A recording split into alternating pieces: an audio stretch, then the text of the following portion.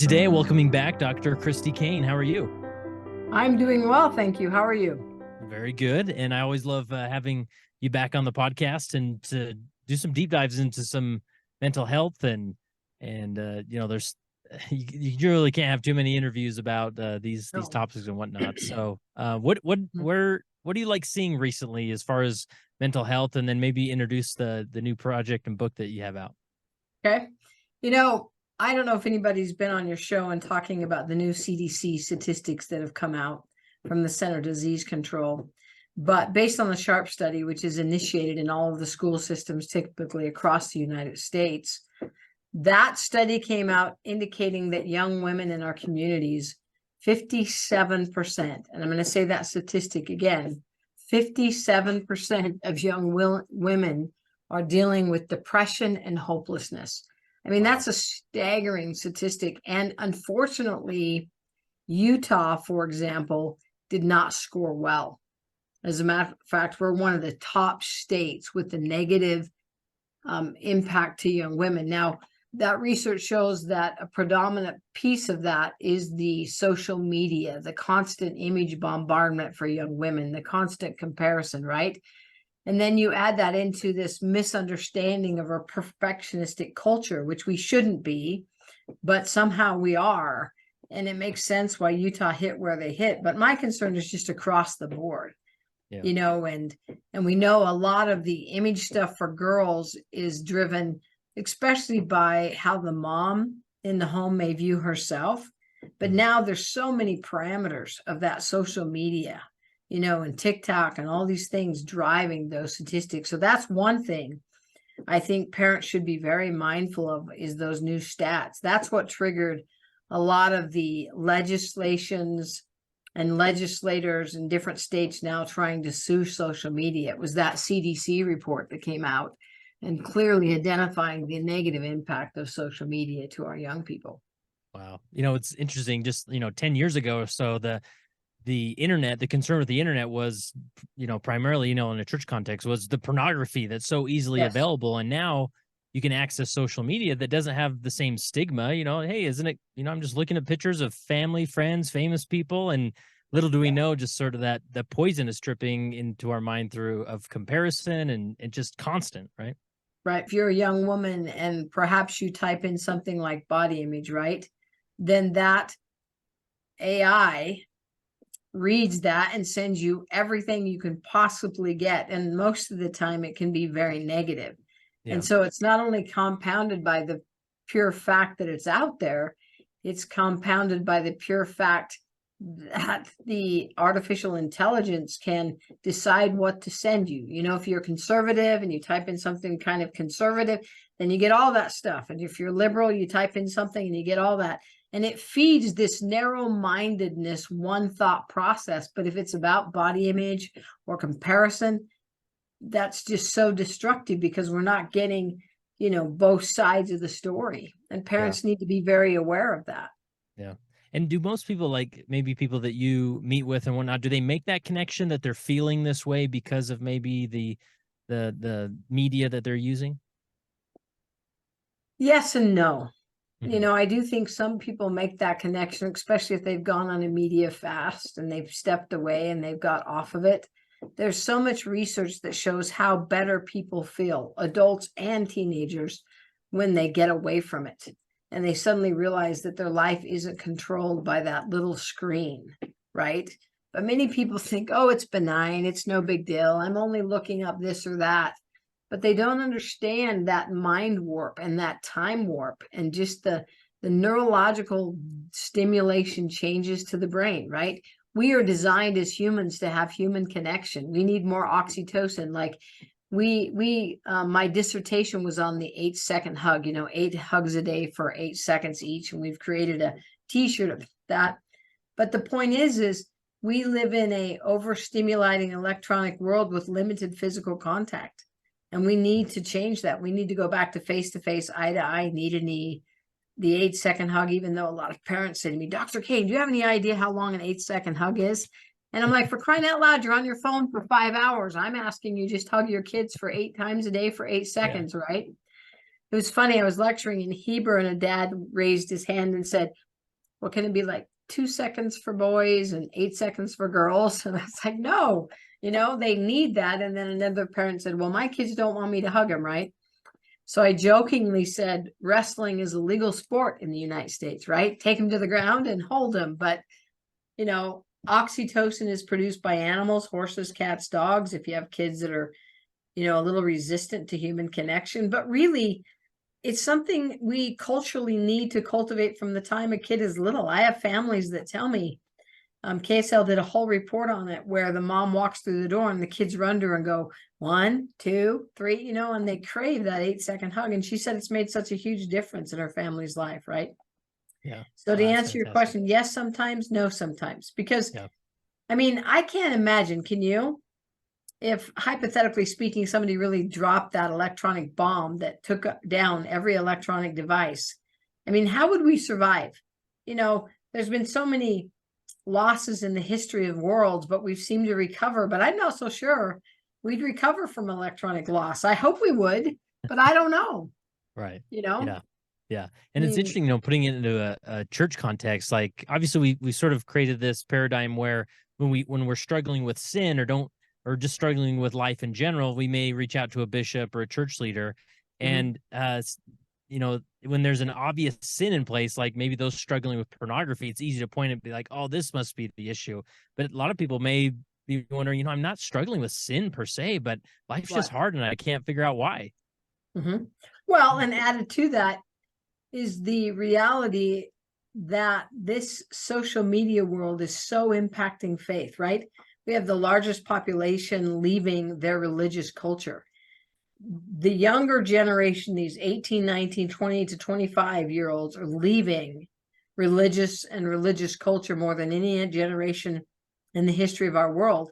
But part of that is that influence of the social media, because you can prove and disprove anything on the internet, right?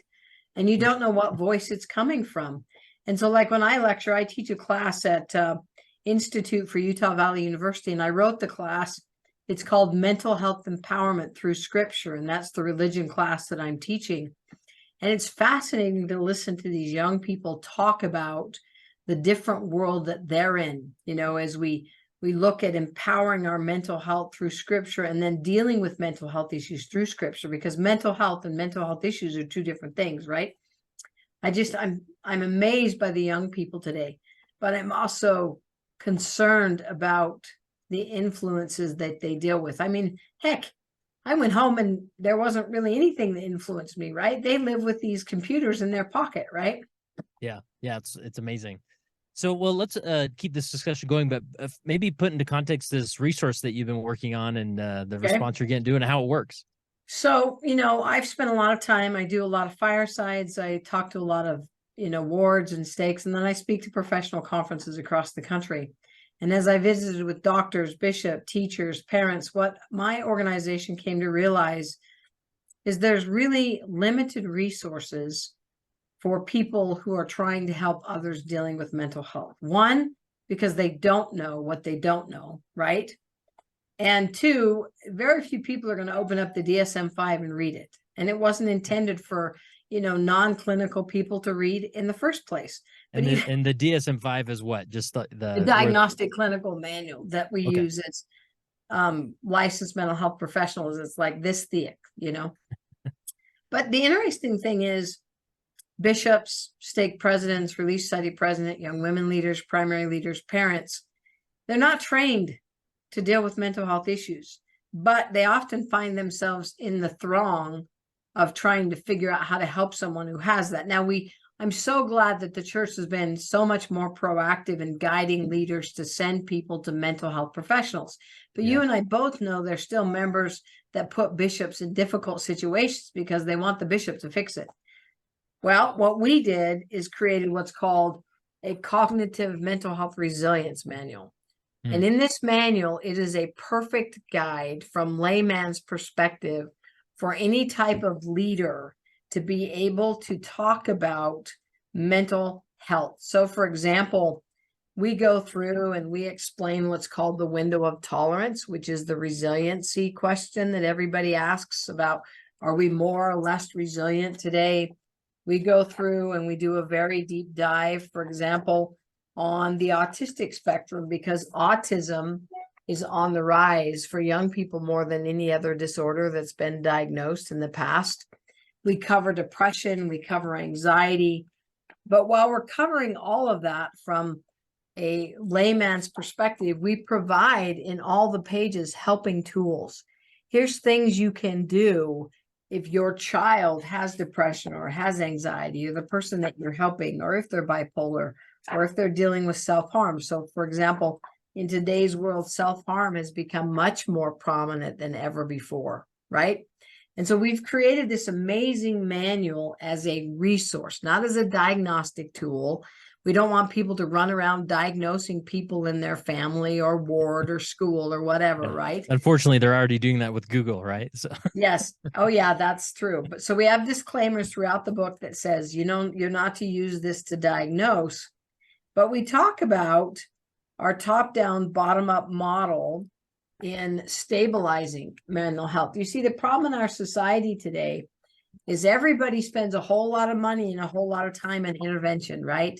Someone's suicidal and we call in everybody possible, but we're not doing a lot of work from the preventative side. That's why I wrote that class, Mental Health Empowerment Through Scripture. We also show them the full preventative model and what they can do on a daily basis to help stabilize their own mental health and the mental health of those around them. We go through this book and we explain the different treatment modalities in mental health. So what's cognitive behavioral? What's EMDR? What's DBT? We explain all the treatment modalities, because the other thing I found in this mental health world, a lot of time people don't know what happens in a therapist's office, right? They think it's voodoo, and they don't know who to go see when they're dealing with something. Like, you know, in the medical world, if you're having a foot issue, you go see a podiatrist, right? But let's say you're dealing with a mental health issue. Who do you go to see? An MFT, an LCSW, a psychiatrist, a psychologist, a CMHC, right? So we explained that in the book. We explained all the different licensures. We explained the different treatment modalities that behavioral health professionals use in their office. We provided a lot of phone numbers that people can call in case of emergency. But through the point of this is prevention with positive understanding and intervention with accurate information. And everybody who's bought one, I get nothing but compliments back. I've had large corporations buy them. I've had school districts buy them. I have parents buying them. And they all say it's one of the best resources that they've ever seen in the mental health world. And we spent 1.5 years creating this manual. And so that's what I've worked on. And that's what we have published right at the moment, is this mental health cognitive resilience manual. That's fantastic. And a few things that jump out at me, maybe like when you talk about modalities, I think this is one thing I remember my time as a bishop, I just really didn't understand. It's like I'm sending, right, you know, I'm referring this person to a therapist. I don't know what kind of therapist they are, but hey, you know, aren't they all the same? You know, that's how I saw it. And let alone did I not know what the initials mean after their name, but right. I also didn't know what was happening in the office. I figure they just lay on a couch like you see in the movies and they talk through their problems and magically they're fixed, you know? So Yep. talk us through like, when you, as far as modalities and just the range of modalities. In the licensure type, almost all of the different licensures will use the different modalities. But so, for example, MFTs have training of family systems, where your social workers, your LCSWs, their education won't have that same training. Now, they might do it afterwards. But MFTs are really designed to work within the family systems and to understand the different personalities within the family that create that complex family and the issues that family may be dealing with, right? And MFT is marriage and family therapist, right? Yes. And so the different modalities. So, for example, one of the predominant treatment modalities is what we call cognitive behavioral therapy, or CBT. And that means that we work in the present. We look at thinking errors, we look at thought patterns, we look at choices, and we try to help the client recognize what they're doing today in their daily lives, creating the issues they're dealing with. Because when we talk about mental health disruption, it refers to thinking errors, behavioral or emotional issues, right? So when we're dealing with cognitive behavioral therapy, we're looking at thinking errors, we're looking at behavioral issues, and we're looking at emotional dysregulation. And we're trying to help them make choices in their daily lives to fix those three problems. Yeah. That's cognitive behavioral. And would you say that's probably the most common type of talk therapy that somebody's going to experience? Most clinicians will use that.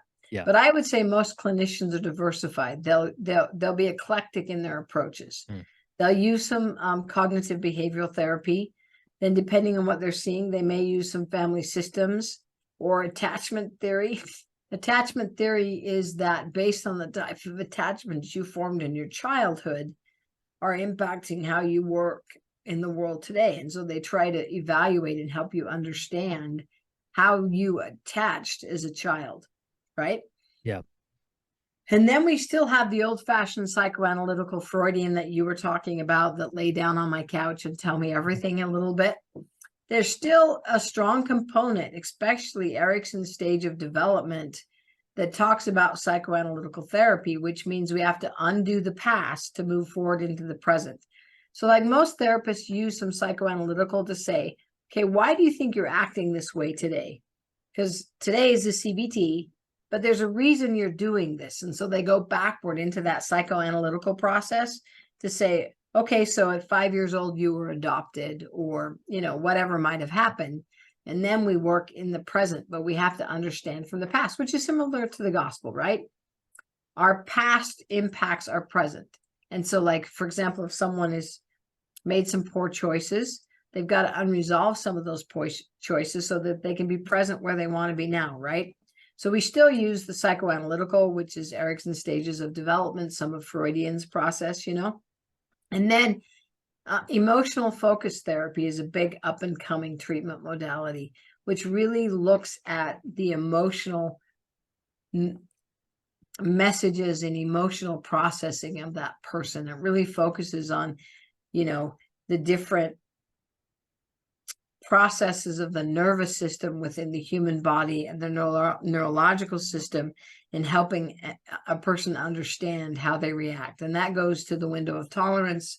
The vagal nervous system theory talks about the different trauma like fight, flight, freeze, and fawn. And that all deals with understanding neurologically how we react to trauma in our lives. Yeah. Those are some of the big thought. The other one is the EMDR. The EMDR, the eye movement desensitization repetition, is really that trauma-based therapy treatment, which is really not much of a talk therapy, but it's much more dealing with the rhythmic patterns in the brain to process trauma.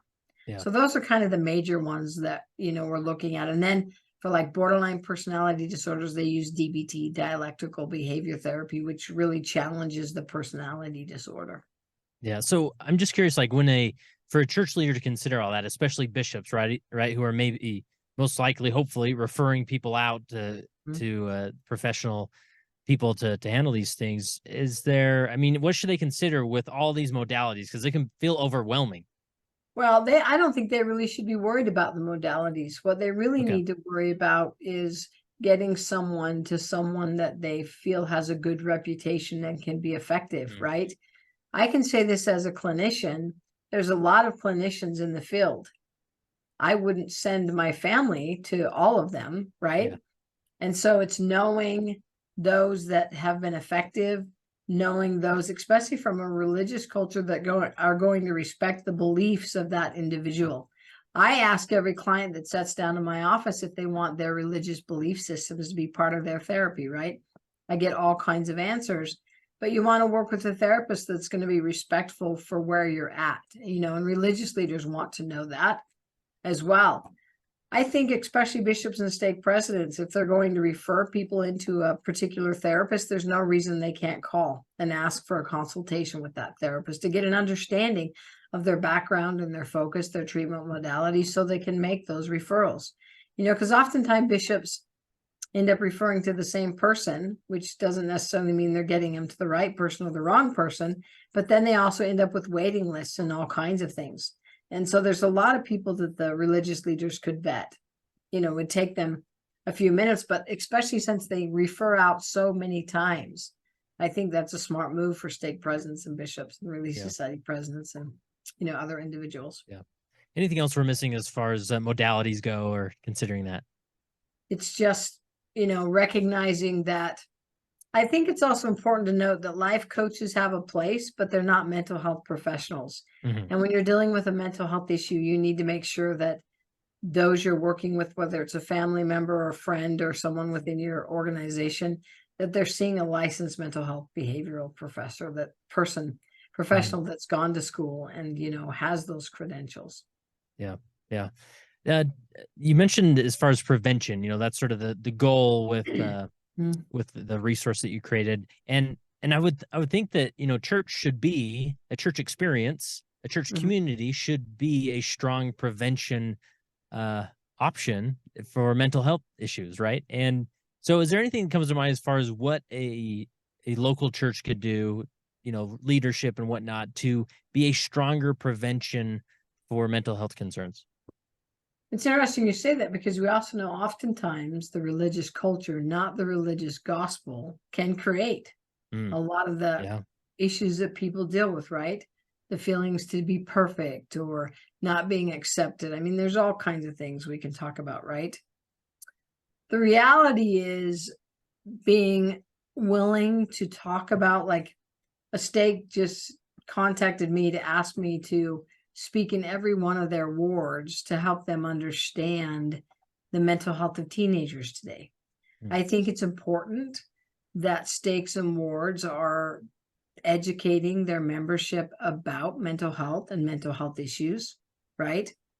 That they're using good experts who can present, good quality information. I think it's important that we feel comfortable when someone comes to us and talks to us, that we recognize our limitations of stewardship. It's really important for bishops to be able to say, you know what, I care about you. I'm your spiritual leader, but I'm not your mental health leader. Let's get you the help that you need. That's so important because so many times in a religious organization and a desire to help, we may overstep where we shouldn't. We need to get people to the right things. And then we need to be willing to talk about, well, how do you empower mental health? In our model, your mental health is your physical, emotional, spiritual, social, and cognitive well-being. So we need to be doing things socially and spiritually. We need to be doing things physically. There's so much research that shows your physical health needs exercise. Your mental health needs to exercise more than your physical body. Your mm. brain needs 30 minutes of aerobic exercise a day. It's extremely important for your brain. The infusion of oxygen is very important for that brain, right? So we need to go back to the whole concept of the word of wisdom, process of being physically active, being cognitively active, being emotionally active and spiritually active, and being socially active. COVID did a big number on a lot of us. And we've got to get back out there socially and connecting and enjoying and having those events. Church is great, but I find church sometimes, as a single person in the church, I can say that, I go to church on Sunday, but it's not really a place to socialize. You go and you sit down, you have sacrament, you leave, you go to Relief Society, Sunday school, and you go home. Yeah. And so as a single person who resides in a home by myself a lot, I miss that social interaction. And so I need some of those activities, that are created to create more socialization in our culture. Yeah. That's really helpful, because I think for a lot of people, the church experience or the church community is sort of at the core of their social experience, right? I mean, maybe they have a job where they interact with people day to day, but it's more on a professional level, right? Where the church can sort of be that launching pad of all of those areas that you mentioned, not just a place we go and learn about, First Corinthians for 45 minutes and go home, but Mm-hmm. how can a church really stimulate some of these other things? Again, not Mm-hmm. that it's all their job, but for a lot of people, this is at the core of that Well, community experience. how many times have they referred to the church as your ward family, Yeah. right? Now, I don't know exactly what that definition means, right? Yeah. But I can say, there's sometimes when I think, yeah, I'm not sure this is family or this is, just depending on the interaction that we're able to have, right? Yeah. Yeah, for sure. Well, Yeah. what other I don't know if there's a specific theme or chapter in the new resource that would be helpful, but what else should we consider, from a church leader standpoint with mental health? Um, education in an area that you deal a lot with is really important. So if you don't like go to my website and buy the manual, you really need to find a resource that can educate you so that you know what you're talking about. We do a lot of harm inadvertently when we don't know what we don't know. And that's the foundational reason for the manual, is to say, okay, let's give you tools so you do know what you do know, and you can then help people get the right help that they need, and that you can talk about it with accurate information. And that's so important. As leaders, I've sat in meetings sometimes and people will stand up and say, well, this is depression. I'm like, no, that's sadness. That's not depression. You know what I mean? Yeah. So having a better foundation of what it is, I think, will help leaders be able to recognize and guide better. Yeah. The other big thing, I think it's so important to remind bishops. I'll share a story, and this will prove my point. So I do a lot of court work right at the moment, where people are court ordered because they're going through a divorce, or there's been issues with the family system or whatever. And I'm working within that. There can be cases where bishops, for example, in a desire to help, may have a member of a family, a husband or wife, come into them and share their side of the story. And the bishop may want to believe that side of the story. Okay.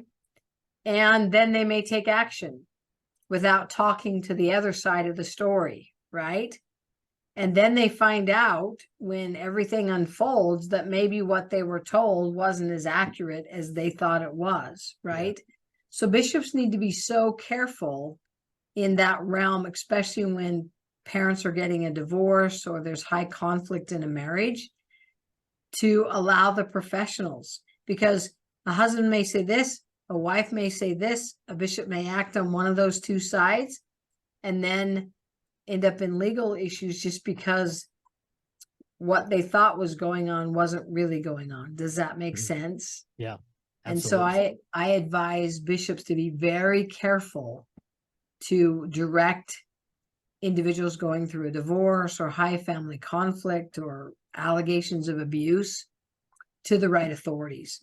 Don't step in and try to play in the middle of that, because even if you have the training, it's not your stewardship there. And when you don't have the training, in a desire to help, you can make a pretty critical misfault. Yeah. Yeah. So imagine a lot of those people, in that stage of a traumatic event or sticky issues happening in their marriage, they're sort of looking for that guidance, or they want to be validated in their concern. And so they may go to a bishop or a church leader for that guidance, when in reality, and it can feel like in the moment, like, oh, look, they're coming to me, I can help here. But to really just slow the process down and not, there's no need to sort of point them in a direction or to believe everything you're hearing, or because there's probably more to the story. Yep. And that's why it's always important to say, I am your ecclesiastical leader and your spiritual well-being. But when it comes to family conflict and divorce and mental health issues, I need to refer you to professionals. Yeah. And I can check in with you and I can see how you're doing. But my role here is to get you to the right people. Yeah. And it's so empowering to be that, not necessarily to be the expert, the person with the answers, but to be the resource, the person who can point you in a direction and say, hey, I know a very reputable therapist who's good with these situations. Why don't we point you that direction and see what comes of it? Yeah, because we want bishops to stay neutral, because they need to spiritually advise both sides, right? And we want them to be able to protect themselves from getting into situations that could be not necessarily helpful, right? Yeah. It's hard. Sure. I mean, I would never want to be a bishop. Well, I'm never going to be a bishop anyways, because, I don't hold the priesthood. Well, the whole thing, but anyways, you know what I mean? Yes. But it's not a role that I would want to be in the middle of. I can say that, right? Right. With all the complexities that are going on. Right. Yep. Anything coming to mind as far as, better understanding some of these mental health dynamics that are happening in the context of youth? I love the fact that we're seeking to talk to youth more and more about critical issues. You know, what I'm finding with this younger generation is don't sugarcoat it. Give it to them straight. Because if you don't, they'll go look it up and they'll get it straight, or they'll think they got it straight, right? And so the best thing that bishops can do is to talk about the hard topics. These young people today, they know and they want those honest, straight answers. And they respect those who are willing to give that to them. And so the more that our leaders of young people can really understand, like all the stuff in this manual, and can guide from accurate information, you know, so for example, if a young person has doubts, that leader needs to be able to say, doubts are okay. Here's what you do with them, and yada, yada, yada, right? And so it's just being straight shooters. I mean, it's interesting to me more so than any time in the history of being a clinician. And I've done this for 20 years. I have a contract. I work with BYU. I have a lot of BYU students referred into my office. I am surprised how many times when I ask them that religious question, even though they're active students at BYU, I will hear such comments as, yeah, I really don't believe it anymore. Or I have, you know, non-BYU students say, oh, I used to be a member of that church, but I'm not anymore, right? And we've got to get to the hard questions for these young people, because like one of the things I lecture on in my religion class is I explain to them that a testimony is protected in a home, and the home is the church. And when you step outside of the home and argue that, oh, I'm spiritual, but I don't need religion, you've exposed that testimony to all the elements that can destroy it. The testimony has to stay inside a home, and the home is the Church of Jesus Christ of Latter-day Saints that protects that testimony, right? And so we just got to be able to be straight shooters with these young people, because they're asking the hard questions. Yeah, that's really helpful. Anything else, you know, concept in the book, mental health issue that maybe leaders trip up over more often than not before we wrap up? I think self-harming is hard for bishops to understand because it's a new thing. And what they may not understand is the purpose of self-harming is to release pain, and that it can become addictive. I don't think bishops understand that self-harming can actually be addictive. And that's why it's difficult sometimes for youth who self-harm to stop. The other part of the book that I think is really important is for them to understand, which is what I come and do firesides on, is the window of tolerance. And that's such an important thing to understand, because that's the answer of how do we help young people be resilient. And that's what I'm going to be like in this stake that's asked me to talk to each one of their wards. I'm going to be talking on the window of tolerance to the parents of it, and helping them understand how they increase resiliency in the young people today. And that's in this book. And so there's just, you know, honestly, I can't say enough about all the resources in this book. We tried to cover everything, but only make it, you know, 151 pages. I mean, I could have made this 300 pages, but, you know, we tried to be very precise with really good practical tools. That's the thing I love about this book. Not only does it give solid, accurate information, but it gives solid practical tools that can be used. Yeah. And again, I just love the nature of it for lay people who just want a general understanding. Because I even hear people, you know, sometimes people joke about, oh, I'm OCD, you know, as if when they're actually not, and they don't realize that's a literal diagnosis that is traumatizing for a lot of people, right? And so just having an understanding about mental health, what's out there, the dynamics, really makes you a stronger resource, especially as a church leader, as you're striving to point them towards more dynamic resources. Yep. Awesome. Yep. And any other concept or point you want to make sure we mention before we wrap up, or I want to make sure we don't leave anything out? If they're interested in purchasing, I guess you'll probably post it on your website. Yeah, we'll link to it and everything. Yeah. So if they want to purchase it, it's drkanespeaks.com. It's on my speaker website under store, I think is where it's at. And, you know, they can contact me. I'm happy to answer any questions. They can buy the manual there. But most importantly, I guess at the end, I would give the warning sign, right? You know, when it's so funny, we listen to medication ads, and then by the time they list all of the side effects, you think, I'll just stick with the disease, you know. Yeah. The warning is, this is not to diagnose. Right. This is not for anyone to say to someone who comes into their office or a family member, oh, you have da da da da da. No, no, no, no, no, Yeah. no. This is to help as a resource to get people to the right people that can do that, and a resource that they can use to help teach Relief Society priesthood young men, young women how to improve their mental health. But at no time whatsoever is it to be a diagnostic manual. Right. That's very helpful. So as we wrap up here, any final encouragement you'd give to church leaders who are striving to be a better resource for those who struggle with mental health? Listen and direct to the right resources. Oftentimes, leaders, in an attempt to care, which is so important, can get caught up where they shouldn't be. So never be afraid to say, you know what, let's pause this conversation and let's get you to the right people who can help you. And then the younger we start at doing the things that empower mental health, the better chance we have of getting out of this pandemic. I mean, COVID was a pandemic, but the mental health of our adults and our teenagers right now is the worst it's ever been in the history of our world. And so we've got to start talking about mental health from a positive daily perspective.